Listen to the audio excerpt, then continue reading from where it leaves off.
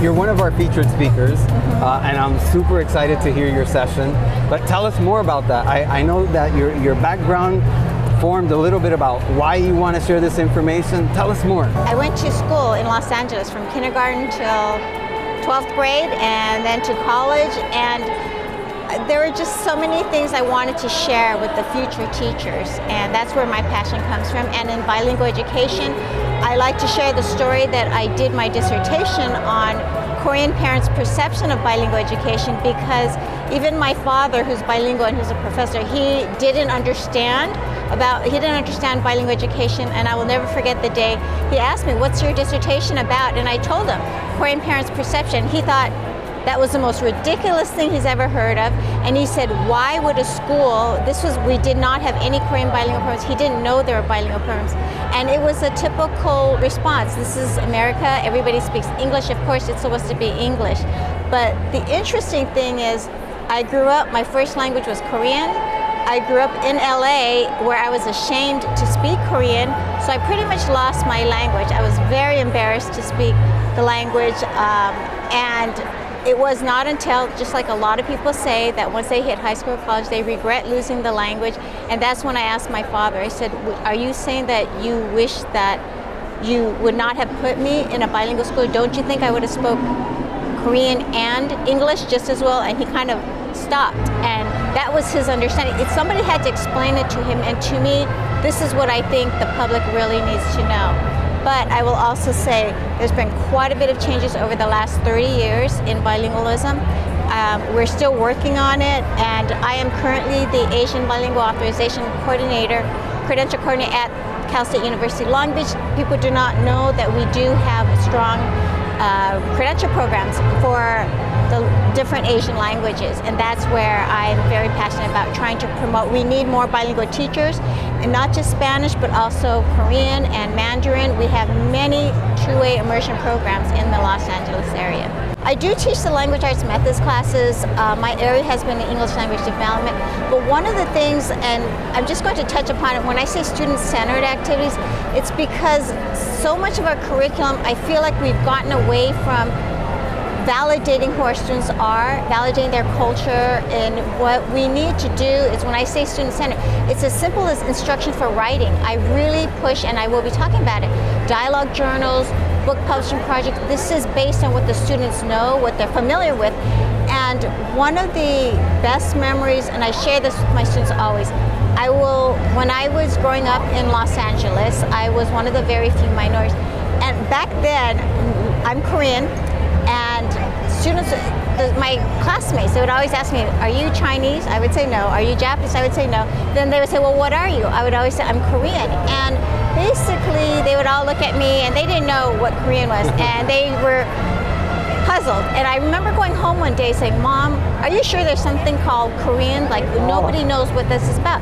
But I also remember during that time, so feeling isolated, and we don't want any of our students to feel that way, and trying to feel validated, this one teacher, my second grade teacher, and I still remember this, she had the class share, bring something from home and share it with the class. I was so proud, and I remember that day, I shared a Korean book and a Korean doll. And basically, it felt like the teacher was validating who I was. And to go further, she was the only teacher I had. I have to say, I'm embarrassed about this because I work with, the teachers or our education system. She had us write a story. It was a book publishing project where I wrote a story, and I remember writing about my family and my dog. And we went through the editing process. And I still remember this. She typed it up for us. She bound the book. This was my story. I was learning how to write, when you go through that writing process. And it's still the strongest memory I have about writing and loving to learn how to write, because she validated not just my writing, but who I was. And this is what I try to say to everybody, our future teachers. These are our kids, and we don't want any of our kids to feel that sense of not belonging. I think that's crucial for the strongest factor when teachers ask, well, what's the best way? How should I teach reading? How should I teach writing?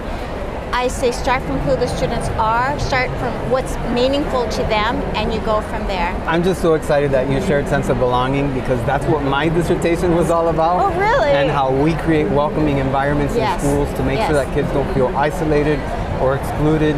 And I've heard your story from other people before, where certain countries like Korea or Thailand or Vietnam, they're just not recognized, and there's just this confusion, and it creates, I think, further isolation from students.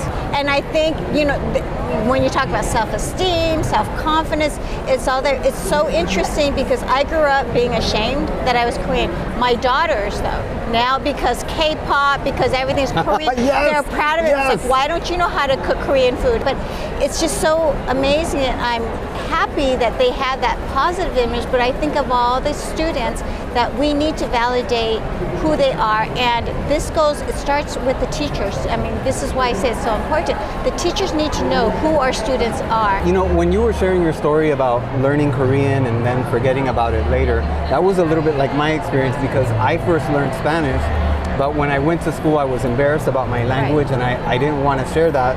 And so I lost my language, and I later relearned it. So I totally understand that perspective. And you know what? When I was teaching middle school, the saddest part for me was I saw so many of our kids, they came from different languages. They either spoke Spanish or their home language was Vietnamese. I had quite a few Southeast Asian students in my 6th and 7th grade class, but I also knew by the time they hit high school, they were going to lose the language completely.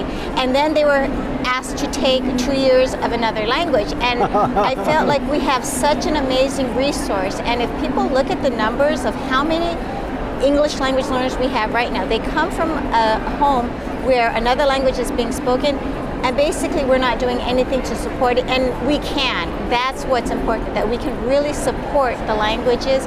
And people ask, just like my father, I still remember this, he said, well, after the whole thing, he said, we'll never have programs like that. And I said, did you know that there is a Korean, this was the very first Korean immersion program in Koreatown, and he was shocked to hear that.